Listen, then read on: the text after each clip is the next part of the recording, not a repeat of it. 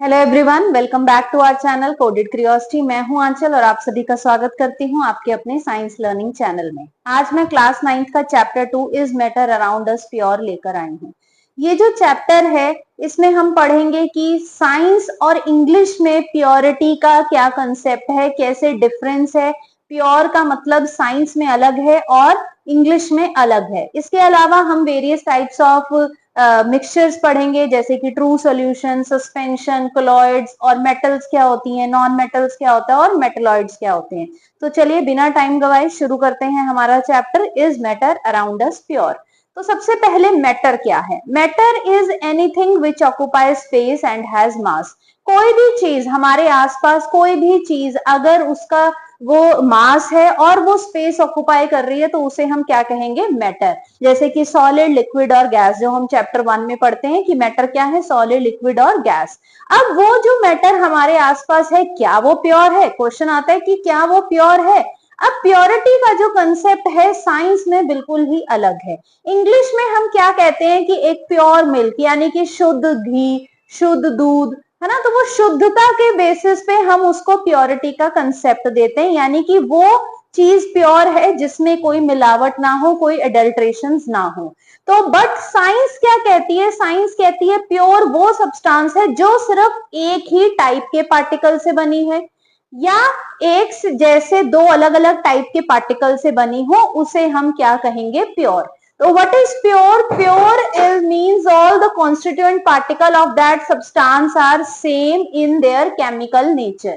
यानी कि वो जो कंपाउंड है या वो जो एलिमेंट है वो सिर्फ एक ही टाइप के एलिमेंट से मिलकर बना हो या एक से ज्यादा हो, तो उन दोनों के बीच में एक केमिकल बॉन्ड हो, उसे हम क्या कहेंगे, प्योर। तो डेफिनेशन के अकॉर्डिंगली मैं दोबारा बताऊं तो pure means the constituent particle of the substance are same. यानी कि अगर कॉन्स्टिट्यूएंट पार्टिकल एक सब्सटेंस के सेम है तब हम उसे क्या कहेंगे कि वो जो सब्सटेंस है वो कैसा है, वो प्योर है।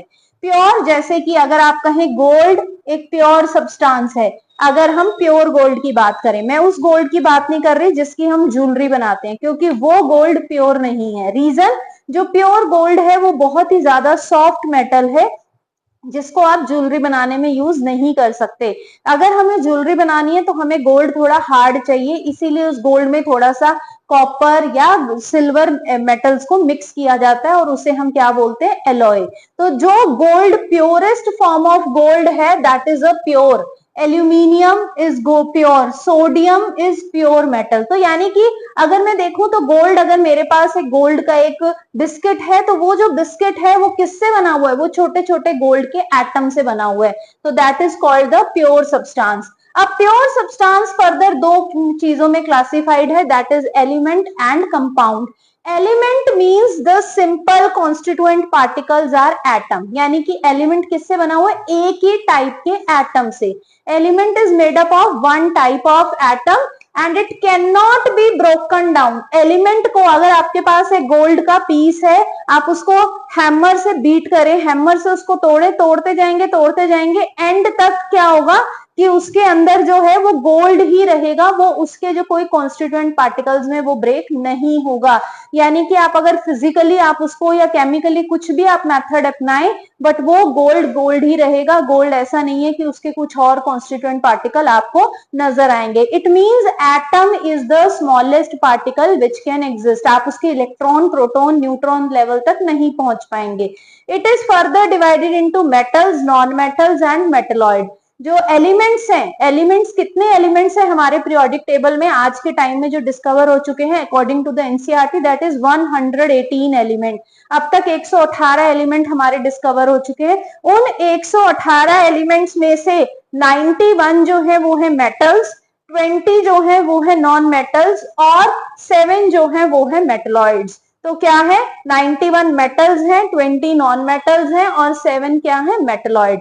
तो एलिमेंट्स को फर्दर क्लासिफाई किया गया है into metals, non metals and metalloids. Metal word जब भी ध्यान में आए तो आपके दिमाग में 2-4 मेटल्स के एग्जांपल आने चाहिए। सबसे पहले याद रखें मरकरी, क्योंकि मरकरी का एक क्वेश्चन भी आता है जिसको मैं अभी आपके साथ डिस्कस करूंगी। मरकरी। नंबर 2 पे आप याद रखें गोल्ड, सिल्वर, एल्यूमिनियम, जिसकी भी आप ज्वेलरी देखते हैं, कॉपर, है ना, आयरन, तो ये सारी क्या है, ये है मेटल्स। नॉन मेटल्स की अगर हम बात करें तो आप एटमॉस्फेयर की गैसेस का एग्जांपल ले सकते हैं, जैसे कि ऑक्सीजन गैस, नाइट्रोजन गैस, ठीक है, chlorine gas, these all are nothing but the non metal.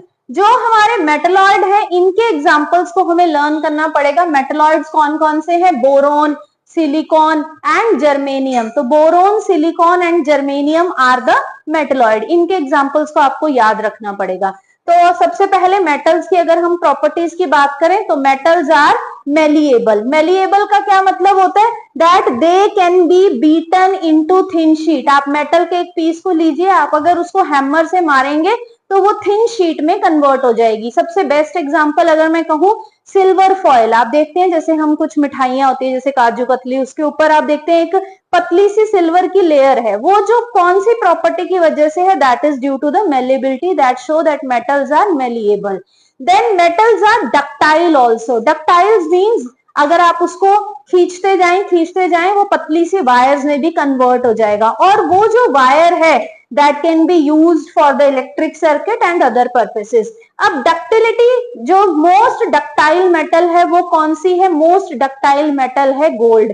1 gram gold से आप 2 किलोमीटर लंबी वायर बना सकते हैं। तो क्वेश्चन आ सकता है name the most ductile metal, तो आंसर क्या आएगा, gold. Gold is the most ductile metal.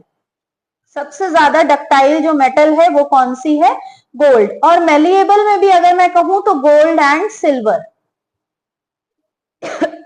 They conduct heat and electricity. It means metals are good conductor of heat and electricity. They can used in the electric circuit. तभी हम इनके utensil बनाते हैं क्योंकि metals जो हैं वो heat को कंडक्ट कर सकते हैं। They are sonorous. Sonorous का क्या मतलब है, जब आप मेटल को हिट करें तो वो आवाज प्रोड्यूस करेगा। जैसे कि आप देखते हैं हम पहले टाइम पे आयरन बेल्स होती थी, या मंदिर में जो घंटी होती है वो किसकी बनी होती है, आयरन की, क्योंकि जब हम उसको हिट करते हैं तो वो साउंड प्रोड्यूस करती है। That's why metals are called sonorous. Then lustrous, metal shiny surface होता है। मेटल जो होंगी उनकी शाइनी अपीयरेंस होंगी, और उनका अगर मैं करेक्टरिस्टिक कलर कहूं तो वो सिल्वरी ग्रे होगा या फिर गोल्डन ब्राउन कलर का करेक्टरिस्टिक कलर होगा। क्योंकि देखिए अगर आप सिल्वर का कलर क्या है, सिल्वरी ग्रे। गोल्ड का कलर क्या है, that is the golden yellow, है ना। तो और अगर हम बात करें कॉपर की तो copper is also the golden yellow in colour, ठीक है। तो देन अब एक्सेप्शंस आ जाती हैं। अगर हम बात करें metals generally solid in state है, गोल्ड, सिल्वर, है ना, copper, aluminium, these all are solid in state. कुछ ही मेटल्स हैं जो लिक्विड इन स्टेट में एग्जिस्ट करती हैं, जैसे कि एग्जांपल है मरकरी। तो mercury is the only metal which exist in the liquid state. तो क्वेश्चन आया था ये एक बार एग्जाम्स में कि name one metal which is liquid in state, तो कौन सी मेटल है वो, मरकरी। तो mercury is the only metal which exist in liquid state at the room temperature. और कहाँ यूज होता है ये, थर्मामीटर्स में आप इसको देखते हैं।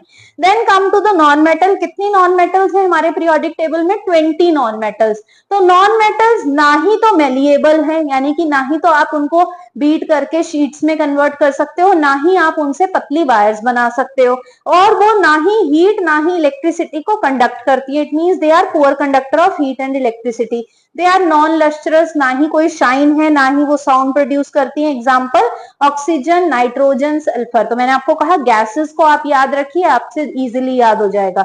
अब इसमें एक्सेप्शंस क्या क्या है, iodine is lustrous non metal. वैसे हमने कहा नॉन मेटल्स की कोई शाइन नहीं है, बट एक इकलौती जो एक नॉन मेटल जिसमें शाइन है वो कौन सी है, that is iodine. Then bromine is the liquid non metal. Bromine एक ऐसी नॉन मेटल है जो लिक्विड स्टेट में एग्जिस्ट करती है। तो क्वेश्चन आता है name one metal which exist in liquid state, तो आंसर क्या आएगा, मरकरी। अगर क्वेश्चन आता है name one non metal which exist in liquid state, तो आंसर क्या आएगा, bromine. Then come the metalloid. Metalloid क्या है, जो ना तो प्रॉपरली मेटल्स है ना ही प्रॉपरली वो नॉन मेटल्स हैं, यानी कि कुछ इंटरमीडिएट कुछ प्रॉपर्टीज वो शो करती हैं। तो जो मेटल और नॉन मेटल के बीच की इंटरमीडिएट प्रॉपर्टीज शो करती हैं उन एलिमेंट्स को हम क्या कहते हैं, मेटलॉइड। हमारे सिलेबस में इनकी कोई प्रॉपर्टीज नहीं है, बस हमें होती क्या है मेटलॉइड्स और इनके example boron, silicon and germanium, हमें ये पता होना चाहिए। तो ये तो हमारे प्योर सब्सटेंस जो सिर्फ एक ही टाइप के कॉन्स्टिट्यूएंट पार्टिकल से बने हुए हैं, उन्हें हम क्या कहते हैं, एलिमेंट। हमने क्या पढ़ा, वो किसमें डिवाइडेड है, metal, non metal and metalloid में।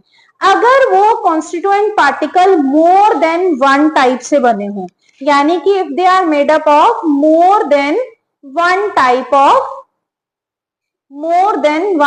ऑफ एटम, तो हम उसे क्या बोलते हैं, कंपाउंड।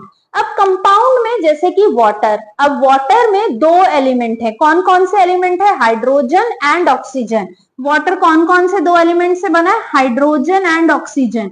बट बेटा ये जो हाइड्रोजन और ऑक्सीजन है दे आर केमिकली कंबाइंड, यानी कि ये जो वाटर का मॉलिक्यूल है इसमें ऐसा नहीं है कि आपने पानी को छलनी में से डाला और हाइड्रोजन अलग और ऑक्सीजन अलग, या आप वाटर को बॉयल करें तो ऑक्सीजन गैस निकल जाएगी और कंटेनर में सिर्फ हाइड्रोजन रह जाएगी। क्यों, क्योंकि ये जो वाटर का मॉलिक्यूल है इसमें ये केमिकल बॉन्ड है इनके बीच में, और इसको अगर आपको तोड़ना है, वाटर में से हाइड्रोजन और अलग ऑक्सीजन को अलग करना है, आप फिजिकली अलग नहीं कर सकते, आपको इसके लिए कोई ना कोई केमिकल मेथड को एडॉप्ट करना ही पड़ेगा। इसी तरह से कार्बन डाइऑक्साइड किसके क्या क्या कॉन्स्टिट्यूएंट पार्टिकल है, कार्बन एंड ऑक्सीजन। आप कार्बन डाइऑक्साइड में कार्बन और ऑक्सीजन को अलग नहीं कर सकते, अगर ऐसा पॉसिबल होता तो हम तो ऑक्सीजन वैसे ही हमारे पास अबंडेंट होती, हमें प्रॉब्लम ही नहीं थी, कार्बन डाइऑक्साइड में से ऑक्सीजन अलग कर करके हम आराम से उसको रेस्पिरेशन में यूज करते, बट ऐसा पॉसिबल नहीं है, हम इसको लैब कंडीशंस में ही ब्रेक कर सकते हैं। तो ये है हमारा कंपाउंड। तो आपको प्योर सब्सटेंस की कैटेगरीज क्लियर होगी होंगी, एलिमेंट एंड कंपाउंड। अब चलते हैं इम्प्योर कंपाउंड्स। इम्प्योर कंपाउंड्स को दूसरा नाम क्या है, मिक्सचर्स। इम्प्योर कंपाउंड्स या इम्प्योर कंपाउंड्स को हम क्या बोलते हैं, मिक्सचर। अब मिक्सचर क्या होता है, यानी कि आपने दो एलिमेंट्स या दो कंपाउंड्स को मिक्स किया और उनको मिक्स करने के बाद जो आपके पास जो आया उसे हम क्या कहेंगे, मिक्सचर। यानी कि आपने सॉल्ट को वाटर में मिक्स कर दिया, सॉल्ट क्या है, एक कंपाउंड है, NaCl क्या है, एक कंपाउंड है। तो NaCl और वाटर को जब आपने मिक्स किया तो वो क्या बनेंगे, वो बनेगा मिक्सचर। रीजन क्या है, क्योंकि जब आपको सपोज मैंने सबको बोला कि आप NaCl में वाटर को मिक्स कीजिए, तो हो सकता है कि कोई बच्चा 5 ग्राम NaCl लेगा और 1 ग्लास वाटर में मिक्स कर दे, कोई हो सकता है कि एक टब में मिक्स कर दे, कोई हो सकता है कि एक बकेट में मिक्स करे, तो अलग अलग प्रोपोर्शन में हम मिक्सचर का जो प्रोसेस है वो करेंगे। दैट्स वाई वो जो मिक्सचर बनेगा उसको हम क्या कहेंगे, इम्प्योर, यानी कि वो कंपाउंड नहीं है। उनमें से आप वाटर और सॉल्ट को अलग कर सकते हैं। कैसे करेंगे, बॉयल करेंगे, बॉयल करने से क्या होगा, जो वाटर होगा that will evaporate leaving the salt behind in the container, तो that is called the mixture. ऐसे ही शुगर इन वाटर, वो भी क्या है, mixture. Air is also a mixture of gases as well as pollutant as well as micro organism. तो air में भी बहुत कुछ चीजें मिक्स हैं, है ना। लेमोनेड यानी कि नींबू पानी, वो भी क्या है, एक mixture. Mud in water, oil in water, paint, ink, milk, ये सारे क्या है, मिक्सचर। तो ये जो मिक्सचर है उसमें एक सबसे इंपॉर्टेंट मिक्सचर है एलॉय। एलॉय क्या है, जैसे मैंने अभी आपके साथ डिस्कस किया था कि जो गोल्ड की हम ज्वेलरी पहनते हैं वो ज्वेलरी प्योर गोल्ड नहीं है, that is an alloy. Alloy क्या है, व्हेन मेटल को दूसरे मेटल के साथ मिक्स कर दो या एक मेटल और एक नॉन मेटल को मिक्स कर दो तो वो क्या बनेगा, एलॉय। एलॉय जो होगा उसकी कैरेक्टरिस्टिक प्रॉपर्टी मेटल से बिल्कुल अलग होंगी, उसकी जो फिजिकल और केमिकल प्रॉपर्टीज है वो टोटली डिफरेंट होंगी। जैसे कि गोल्ड बहुत ही सॉफ्ट है, बट जब मैंने गोल्ड के अंदर थोड़ा सा कॉपर या सिल्वर मेटल को मिक्स कर दिया उसकी प्रॉपर्टीज जो है वो एंटायरली चेंज हो जाएंगी। Now it will be hard and it can be used to make the jewelleries. Next the alloy के एग्जांपल एक और मैंने लिखा हुआ है जो आपकी एनसीईआरटी से उठाया, brass. Brass is an alloy जिसमें क्या है, 30% जिंक है और 70% कॉपर है। तो जब आप गोल्ड ज्वेलरी को देखते हैं तो गोल्ड ज्वेलरी में आपके पास जो गोल्ड है उसमें कॉपर है, उसमें थोड़ा सा सिल्वर मेटल है जो मिक्स किया हुआ है, बट जो मिक्सिंग है वो उसकी वो इतनी यूनिफॉर्म है, वो इतनी यूनिफॉर्म है कि आप उसमें से गोल्ड को अलग नहीं कर सकते। आप ज्वेलरी को देख के ये नहीं बता सकते कि ये रहा इसमें सिल्वर, ये रहा कॉपर। तो वो मिक्सचर जिसमें से आप उसके कॉन्स्टिट्यूएंट पार्टिकल को अलग ना कर सको उसे हम क्या बोलते हैं, होमोजीनियस मिक्सचर, यानी कि यूनिफॉर्म कॉम्पोजिशन। यूनिफॉर्म कॉम्पोजिशन हो जिस मिक्सचर की उसे हम क्या बोलेंगे, होमोजीनियस मिक्सचर। तो टाइप्स ऑफ मिक्सचर आ जाते हैं, homogeneous and heterogeneous mixture. Homogeneous mixture are those in which the substances are completely mixed together and are indistinguishable, जिसमें जो उसके सब्सटेंसेस हैं वो टोटली तरीके से मिक्स हो जाएंगे। यानी कि अगर मैं आपके सामने एक शुगर सोल्यूशन रखूं, एक सॉल्ट सोल्यूशन रखूं और प्योर वाटर रखूं, तो कहीं ना कहीं ये डिस्टिंग्विश करना मुश्किल हो जाएगा कि ये शुगर सोल्यूशन है, ये सॉल्ट सोल्यूशन है या ये प्योर वाटर है, जब तक कि आप उसे पिए ना। तो इससे क्या पता चलता है कि उसमें जो शुगर है वो टोटली मिक्स हो गई, उसमें जो सॉल्ट है वो टोटली मिक्स हो गई, और वो इस तरीके से मिक्स हो गई कि हमें देखने से पता ही नहीं लग रहा कि इसके अंदर है भी या नहीं। तो उस मिक्सचर को हम क्या बोलते हैं, होमोजीनियस मिक्सचर। और होमोजीनियस मिक्सचर को अगर हम कॉमनली कहें तो हम उन्हें क्या कहेंगे, सॉल्यूशन। तो all homogeneous mixtures are solution. Heterogeneous mixture जब भी आए तो आपके दिमाग में एग्जांपल आना चाहिए mud in water, chalk in water. तो मड को जब आप पानी में मिक्स करें, आप जब मिक्स कर रहे हैं तो आपको एक बार लगेगा कि मिक्स हो गया, बट आप अगर उसको थोड़ी देर के लिए सेटल होना छोड़ दें, सेटल होने के बाद आप क्या देखेंगे, जो मिट्टी है वो सारी नीचे बैठ जाएगी, ऊपर क्या रह जाएगा, पानी। तो it means that mixture in which the two substances do not completely mix, they remain separate, that is called a heterogeneous mixture. So substances remain separate and are distinguishable. तो आप उसको अलग अलग सेपरेट कर सकते हो बाय सीविंग। आपने छाना तो आप जो है वो जो आपकी मिट्टी थी वो अलग हो जाएगी और पानी अलग हो जाएगी। बट शुगर सॉल्यूशन में से क्या आप शुगर को सिर्फ छानने से अलग कर सकते हो, सीविंग से आप सेपरेट कर सकते हो? बिल्कुल भी नहीं।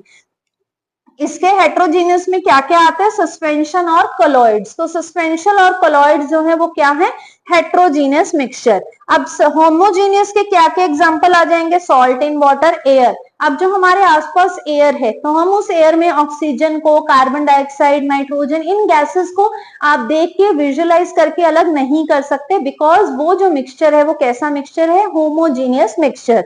शुगर सोल्यूशन ऐसे ही हेट्रो में mud in water, chalk in water, paint और मिल्क। अभी हम आगे ये डिस्कस करेंगे तो मैं आपको बताऊंगी इनमें से सस्पेंशन क्या है और कोलॉइडल सॉल्यूशन क्या है। तो ये हमारा type of mixture, homogeneous, heterogeneous और pure, impure substances, element, compound, ये टॉपिक यहाँ पे हमारा क्लियर हो जाता है। नेक्स्ट क्वेश्चन है, name one liquid metal and non metal. तो लिक्विड मेटल मैंने अभी आपको कौन सी बताई है, तो मेटल में आंसर क्या आ जाएगा आपका, मरकरी। और नॉन मेटल कौन सी है liquid, that is bromine. Very very important question, ये मैंने प्रीवियस ईयर्स के क्वेश्चन से ही उठाया हुआ है। नाउ नेक्स्ट क्वेश्चन है, classify the following into elements and compound. यानी कि हमें यहाँ पे कुछ लिस्ट दी हुई है, उसमें से हमें क्लासिफाई करना है that it is an element और अ कंपाउंड। तो चलिए देखते हैं, सोडियम। सोडियम क्या होता है, Na एक मेटल है, तो मेटल क्या है, एलिमेंट। मेटल क्या है, element. Methane, methane is CH4, तो दो एलिमेंट से मिलके बनी है, which are chemically combined, then it is called compound. Carbon dioxide CO2, it is again compound. Silver Ag, it is only a single element is there, वो क्या है, metal. Calcium carbonate CaCO3, it is compound. Tin, tin का symbol होता है SN, element. Silicon Si, that is again element. तो ये इस तरीके से क्वेश्चन आता है हमारे पेपर में। तो इस तरीके से आपको ये देखना है कि ये सिंगल एलिमेंट है या दो से ज्यादा एलिमेंट कंबाइंड है। ठीक है, नेक्स्ट चलते हैं, कंपाउंड और मिक्सचर के बीच में डिफरेंस क्या है। कंपाउंड क्या होता है, जब दो एलिमेंट केमिकली कंबाइंड हो, जैसे कि वाटर। वाटर को आप फिजिकली सेपरेट नहीं कर सकते, वाटर के लिए आपको या तो कोई इलेक्ट्रोकेमिकल या केमिकल मेथड लगाना पड़ेगा, जिसकी वजह से वो सेपरेट आउट होंगे। बट मिक्सचर क्या है, मिक्सचर हो जाएंगे जैसे कि आपका sugar solution, salt solution, chalk in water, mud in water, जिनको आप फिजिकली सेपरेट कर सकते हो, जिनकी कॉम्पोजिशन फिक्स नहीं है। जैसे वाटर में H हमेशा 2 होते हैं और O हमेशा 1।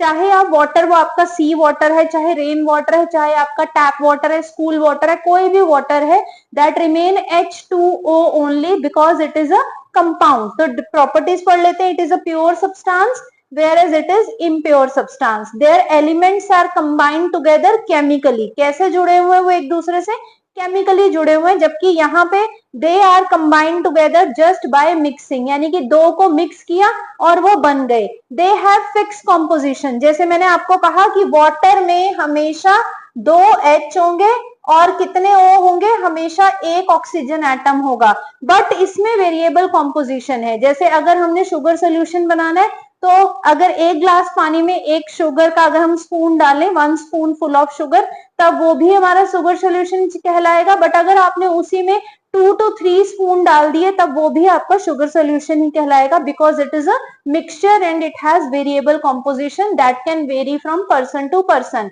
दे can only be separated by chemical method, इनको आप सिर्फ केमिकली ही सेपरेट आउट कर सकते हो, जबकि आपको अगर इसको सेपरेट करना है तो आप इवेपोरेशन से, आप बॉइलिंग से या फिल्ट्रेशन से आप इन्हें सेपरेट कर सकते हो। Their properties are different from its constituent, यानी कि जो कंपाउंड होता है उसकी जो प्रॉपर्टीज होंगी वो उसकी एलिमेंट से टोटली डिफरेंट होंगी। जैसे कि वाटर, वाटर जो होता है इट एक्सटिंग्विशेस द फायर, यानी कि आग को बुझाने का काम करता है।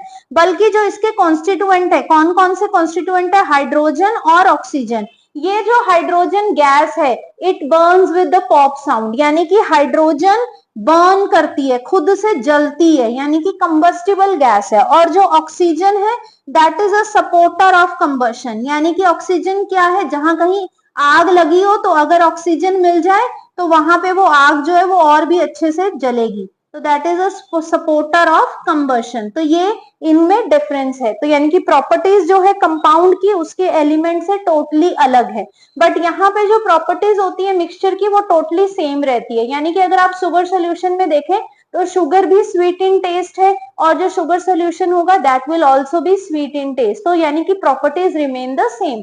चलते हैं नेक्स्ट टॉपिक की तरफ। अगर हम मिक्सचर्स को और ज्यादा क्लासिफाई करें, होमोजीनियस और हेट्रोजीनियस एक आपकी क्लासिफिकेशन है, बट अगर होमो और हेट्रो को भी और ज्यादा हम क्लासिफाई करें तो कितने टाइप के निकलते हैं, solution, suspension and colloid. Solution is a homogeneous mixture. Homogeneous का क्या मतलब होता है, दे हैव फिक्स्ड कॉम्पोजिशन, यानी कि उसकी कॉम्पोजिशन को आप चेंज नहीं कर सकते। और जो हेट्रोजीनियस मिक्सचर होते हैं दे हैव वेरिएबल कॉम्पोजिशन, यानी कि आप शुगर सोल्यूशन में को अगर देखें तो वो होमो है, और अगर आप देखें mud in water, chalk in water, तो आप उसमें से चॉक के पीसेस को अलग कर सकते हो, पाउडर चॉक को अलग कर सकते हो, मड को अलग कर सकते हो। तो ये जो कहलाएंगे ये आपके क्या कहलाएंगे, हेट्रोजीनियस मिक्सचर। तो इसी तरह से कोलॉइड्स भी हेट्रोजीनियस मिक्सचर के अंदर आते हैं। अब हम सॉल्यूशन की प्रॉपर्टीज देखते हैं। तो it is a homogeneous mixture, मतलब क्या हुआ, that they have fixed composition, उनकी जो कॉम्पोजिशन है वो फिक्स्ड है,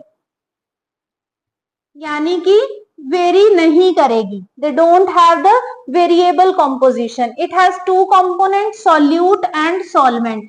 सॉल्यूट जो होगा कम अमाउंट में होगा। सॉल्यूट किसे बोलते हैं, जब भी एक सॉल्यूशन होता है तो जो चीज कम अमाउंट में होगी उसे हम क्या बोलेंगे, सॉल्यूट, और जो चीज ज्यादा अमाउंट में होगी उसे हम क्या बोलेंगे, सॉल्यूशन। तो ध्यान रखिएगा हमेशा, जैसे कि हमने एक एग्जांपल लिया चॉक इन वाटर, CHA, चलो सॉल्यूशन का एग्जांपल लेती हूँ, जैसे कि sugar in water.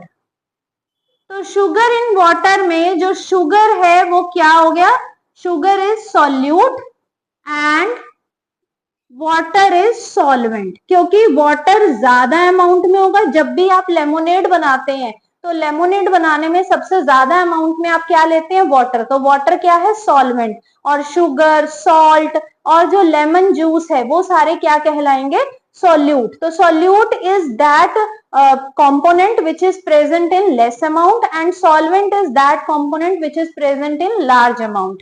Next, size of solute particle is very small, यानी कि सोल्यूट का जो पार्टिकल का साइज होगा in solution will be very very small. आप एक शुगर सोल्यूशन अगर मैंने बनाया हुआ है उसमें से आप शुगर को सेपरेट आउट नहीं कर सकते, बिकॉज उसका जो पार्टिकल साइज है वो बहुत ही छोटा है, और इतना छोटा होने की वजह से आपको वो निक्ड आई से दिखाई नहीं देगा। आपको हमेशा माइक्रोस्कोप की जरूरत पड़ेगी अगर आपने उसके पार्टिकल साइज को देखना है, और इतना छोटा साइज होने की वजह से ही वो लाइट को भी स्कैटर नहीं करेगा। It means they do not scatter light, they have very small size, कितना स्मॉल है, 1 नैनोमीटर से भी छोटा। 1 नैनोमीटर कितना होता है, 10⁻⁹ मीटर।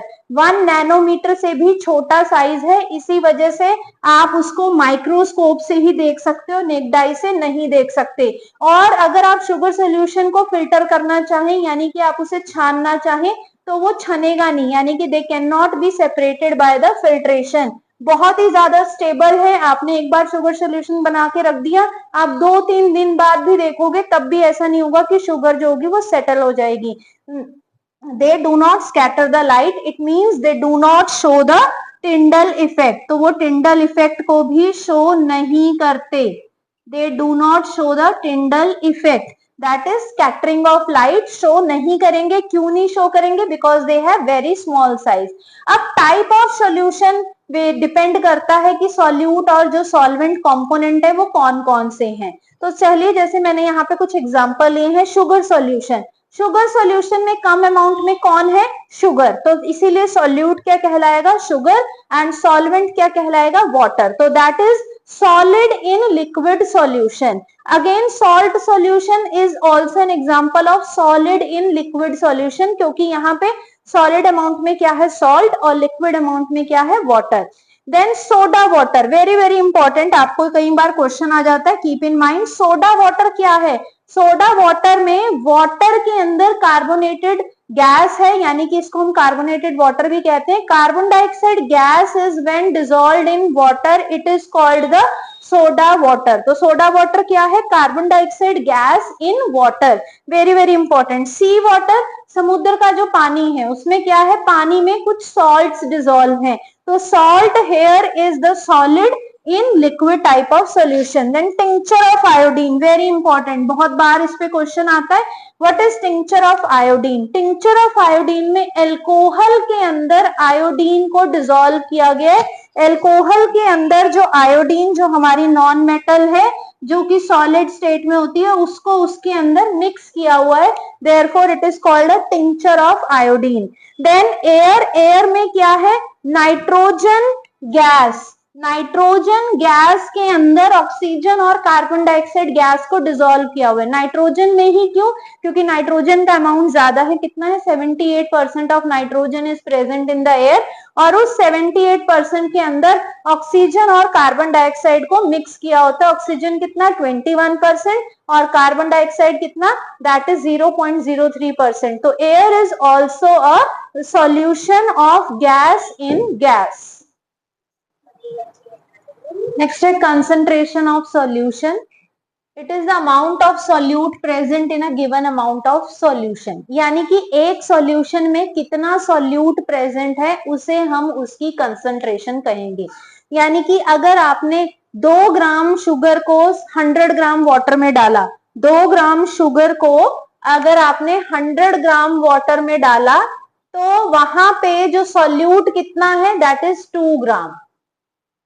तो उस सॉल्यूशन में, शुगर सॉल्यूशन में कितना सॉल्यूट है, 2 gram of solution, 2 gram of solute. तो जितना ज्यादा सॉल्यूट एक सॉल्यूशन में प्रेजेंट होगा, उतनी ज्यादा उसकी क्या होगी, कंसंट्रेशन। कंसंट्रेशन को अगर मैं सिंपल टर्म्स में कहूं तो विस्कोसिटी, यानी कि गाढ़ापन। तो यानी कि अगर आप एक सॉल्यूट जो है, जैसे अगर आप चीनी डाल रहे हैं, अगर आपने शुगर 2 ग्राम डाली तो वो कम गाढ़ा होगा। अगर आपने वहीं पे 50 ग्राम शुगर डाल दी उस गिवन वाटर में, तो आपका जो वो शुगर सॉल्यूशन होगा वो थोड़ा गाढ़ा हो जाएगा, यानी कि उसकी जो कंसंट्रेशन है वो बढ़ जाएगी। तो more the solute more is the concentration, यानी कि जितना ज्यादा सॉल्यूट उतनी ज्यादा कंसंट्रेशन, जितना कम सॉल्यूट उतनी कम कंसंट्रेशन। तो 2 ग्राम शुगर इन वाटर, यानी कि यहाँ पे जो, अगर मैं एक और लूं, अगर मैंने कहा 50 gram of sugar in water, तो 2 gram of sugar in water जो है वो आपका लेस कंसंट्रेटेड है, और 50 ग्राम ऑफ शुगर जो है वो आपका मोर कंसंट्रेटेड है। तो कंसंट्रेशन निकालने के कुछ फॉर्मूले हैं। पहला है मास बाय मास परसेंटेज, यानी कि आपको सॉल्यूट भी मास में लेना है और सॉल्यूशन भी मास में ही लेना है, यानी कि ग्राम्स की टर्म में। तो इसका जो फॉर्मूला है वो क्या है, mass of solute in gram divided by mass of solution. अब सॉल्यूशन क्या होता है, what is solution, solution is solute plus solvent, solution is solute plus solvent, solute और सॉल्वेंट को प्लस कर देंगे तो जो आपके पास आएगा वो क्या होगा, सॉल्यूशन, और इनटू 100 बिकॉज यहाँ पे हमें परसेंटेज में कह रहे हैं। मास बाय वॉल्यूम परसेंटेज, यानी कि जो सॉल्यूट का मास हो वो तो ग्राम में ही हो, mass of solute in gram divided by volume of solution in millilitre into 100। Volume by volume percentage वो क्या होता है, that is the volume of solute, यानी कि जो आपका सॉल्यूट होगा वो भी लिक्विड में होगा या गैस में होगा, volume of solute divided by volume of solution both are in milliliter into 100. So that is the three formulas to find the concentration of a solution. चलिए क्वेश्चन कर लेते हैं। यहाँ पे हमें क्या दिया हुआ है, solution contain 20 gram of common salt in 480 gram of water. मैंने अभी आपको क्या बताया था कि सॉल्यूशन में जो कम अमाउंट में होता है वो क्या होता है, सॉल्यूट। तो यहाँ पे हमें सॉल्यूट कितना दिया हुआ है, 20 ग्राम, और वाटर यानी कि सॉल्वेंट हमें कितना दिया हुआ है, दैट इज 480 ग्राम।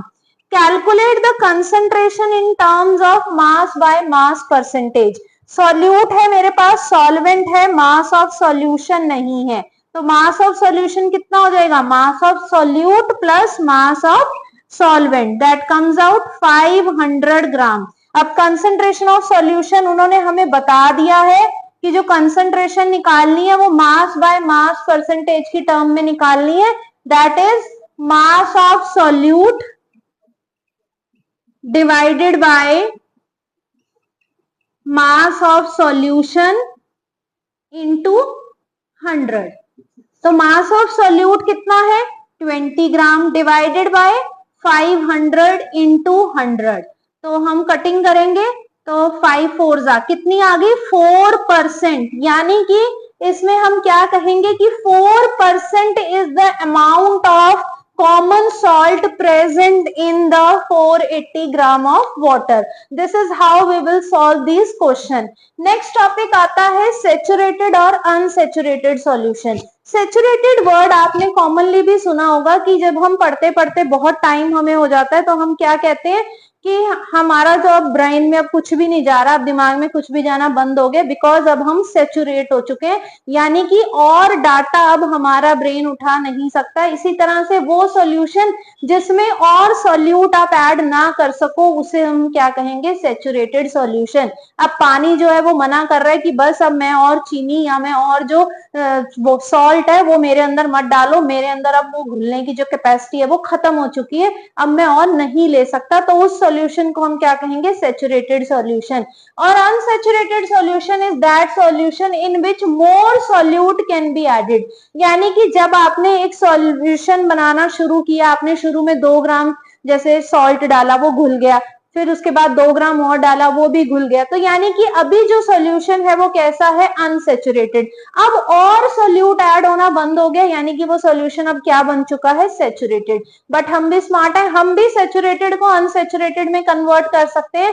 हमें वाटर ने कहा कि अब और नहीं ऐड होगा, बट स्टिल और ऐड हो सकता है। वो कैसे, आप टेम्परेचर को बढ़ा दीजिए, टेम्परेचर इंक्रीज होगा तो वाटर के बीच के जो मॉलिक्यूल्स हैं उनकी काइनेटिक एनर्जी बढ़ेगी, और जैसे ही काइनेटिक एनर्जी बढ़ेगी दे विल स्टार्ट मूविंग, और जब वो एक जगह से दूसरी जगह पे मूव करेंगे उनके बीच में कुछ गैप्स क्रिएट हो जाएंगे, उन गैप्स में हमारा सॉल्ट और डिसॉल्व हो जाएगा। It means as the temperature increases the kinetic energy increases and more solute can be dissolved, whereas when the temperature decreases the kinetic energy decreases, यानी कि अब आपने एक सॉल्यूशन को ठंडा होना छोड़ दें तो वो जो सेचुरेटेड सॉल्यूशन था जैसे ही ठंडा होगा, जो पार्टिकल्स थे वाटर के वो दूर दूर गए थे, अब वो फिर से टाइट होने शुरू हो जाएंगे, फिर से उनके बीच की जो एनर्जी है वो कम होनी शुरू हो जाएगी, और उनके बीच का क्योंकि स्पेस कम हो गया तो वो जो स्पेस में बैठा हुआ सॉल्ट है या जो भी सॉल्यूट है उसको बाहर कर देंगे, और जब उसको वो बाहर कर देंगे तो और जो सॉल्यूट है वो डिसॉल्व नहीं होगा।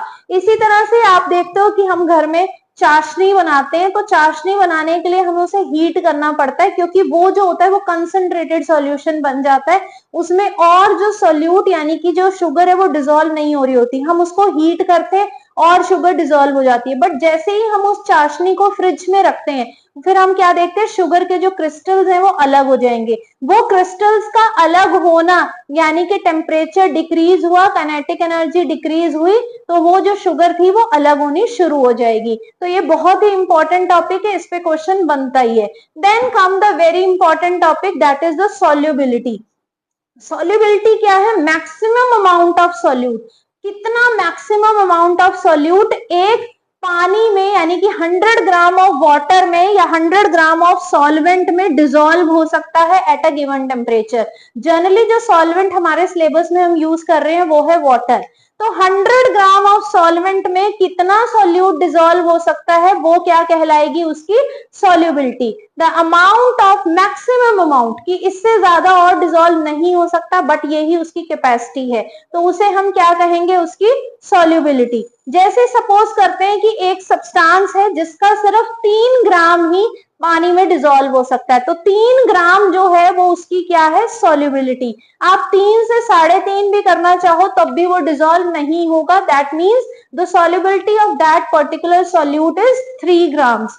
देन अगर आप और ज्यादा ऐड करना चाहते हैं तो आप उसका टेम्परेचर बढ़ा दें, तो टेम्परेचर होने से क्या होगा? काइनेटिक एनर्जी बढ़ेगी and more solute can be dissolved, so we can say the solubility will increase। तो solubility increase करने का ये बहुत ही अच्छा तरीका है। तो solubility increase करने से हो सकता है जिसका अभी 3 ग्राम डिसॉल्व हो रहा था वो 4 ग्राम डिसॉल्व हो जाए। It is just a simple example. तो नेक्स्ट हमें क्वेश्चन कर लेते हैं सॉल्युबिलिटी के बेसिस पे। To make a saturated solution 36 gram of sodium chloride, तो 36 gram of sodium chloride is the solute. तो सॉल्यूट आपको कितना दिया हुआ है? 36 gram. Then 100 gram of water, solvent कितना दिया हुआ है आपको? 100 ग्राम। और टेम्परेचर का हमें कोई रोल नहीं है, जस्ट टेम्परेचर हमें बता रहे हैं कि 293 केल्विन पे ये रिएक्शन हो रही है, ये जो सॉल्युबिलिटी का कंसेप्ट हो रहा है। Find the concentration. अब कंसंट्रेशन के हमने 3 फॉर्मूले पढ़े, अब हमने ये देखना पड़ेगा कि कौन सा फॉर्मूला यूज होगा। तो आप ये देखिए आपको किस यूनिट्स में दिया हुआ है, आपको इसका भी मास है क्योंकि ग्राम में है, और इसका भी मास है जो कि ग्राम में है। तो हमारा फॉर्मूला कौन सा लगेगा? Mass by mass percentage, that is mass of solute divided by mass of solution. तो सबसे पहले यहाँ पे हम मास ऑफ सॉल्यूशन निकाल लेते हैं। सॉल्यूशन कितना हो जाएगा हमारा? 136 ग्राम। कैसे आया? दोनों को ऐड करके। तो mass of, mass by mass percentage, concentration निकाल रहे हैं तो क्या आ जाएगा? Mass of solute divided by mass of solution into 100। तो जब आप इसकी कटिंग करेंगे तो जो आंसर आएगा that will be the concentration of the solution. आप इसकी कैलकुलेशन करेंगे और मुझे आप कमेंट में बताएंगे कि इसका जो आंसर क्या आएगा। Next we continue with the properties of suspension. Suspension क्या है? सस्पेंशन एक हेट्रोजीनियस मिक्सचर है। जब भी सस्पेंशन आ जाए तो आपने ध्यान में रखना है that is mud in water, chalk in water, ये सारा क्या है? सस्पेंशन। तो हेट्रोजीनियस मिक्सचर होगा क्योंकि जो उसके जो कंपोनेंट है वो सेपरेट आउट हो जाते हैं, यानी कि जो उसके कंपोनेंट है वो कंप्लीटली मिक्स नहीं होते। Size of solute particle is 100 nanometre. अभी हमने सॉल्यूशन में क्या पढ़ा था? That the size of solute particle is less than 1 nanometre, 1 nanometre से भी छोटा, और इसका कितना है? 100 नैनोमीटर। नैनोमीटर क्या होता है? That is 10⁻⁹ metre. इसके पार्टिकल्स को आप नेक्ड आई से इजिली देख सकते हो। नेक्ड आई से इजिली देख सकते हो यानी कि जो पार्टिकल का साइज क्योंकि इतना बड़ा है that they can be seen easily with the necked आई। इनके पार्टिकल्स को आप फिल्ट्रेशन के थ्रू सेपरेट आउट कर सकते हो। अनस्टेबल है, आपने बना के रखा, थोड़े टाइम में वो अलग अलग हो जाएंगे, तो इजिली जो है सेपरेट आउट हो जाएंगे। They can scatter a beam of light passing through it, यानी कि अगर आप मड सॉल्यूशन बनाए उसमें से आप एक टॉर्च को पास करें तो आप क्या देखोगे कि जो बीम ऑफ लाइट है वो स्कैटर हो जाएगी। इससे क्या पता चलता है? That they also show the Tyndall effect. Example जैसे कि chalk in water, mud in water, oil in water, floor in water, और भी बहुत सारे एग्जाम्पल हम सस्पेंशन के स्टडी कर सकते हैं। अब हमने सॉल्यूशन पढ़ लिया और सस्पेंशन पढ़ लिया, तो दोनों में जो डिफरेंसेस है वो बहुत ही क्लियर है। सॉल्यूशन जहां पर उसके पार्टिकल का साइज बहुत छोटा, सस्पेंशन पार्टिकल का size more than 100 nanometre. Solution जो है वो होमोजीनियस है और जो सस्पेंशन है वो हेट्रोजीनियस है। सॉल्यूशन जो है इसके जो पार्टिकल्स को आप नेक्ड आई से नहीं देख सकते, सस्पेंशन के पार्टिकल्स को देख सकते हो, और ये जो है ये क्वाइट स्टेबल है, और जो सस्पेंशन है वो जो है वो अनस्टेबल है, वो बीम ऑफ लाइट को स्कैटर कर देगा और ट्रू सॉल्यूशंस जो है वो स्कैटर नहीं करेगा। बट एक तीसरे टाइप का मिक्सचर है जिसे हम बोलते हैं कोलॉइड, जो दिखने में तो होमो है बट एक्चुअली में है क्या, हेट्रो। तो यानी कि दिखने में तो वो हमें क्या लगेगा कि वो सॉल्यूशन है, बट एक्चुअल में वो क्या है, सस्पेंशन। तो उस टाइप के सॉल्यूशन को हम क्या बोलते हैं, कोलॉइडल। उस टाइप के मिक्सचर को हम क्या बोलते हैं, कोलॉइडल सॉल्यूशन।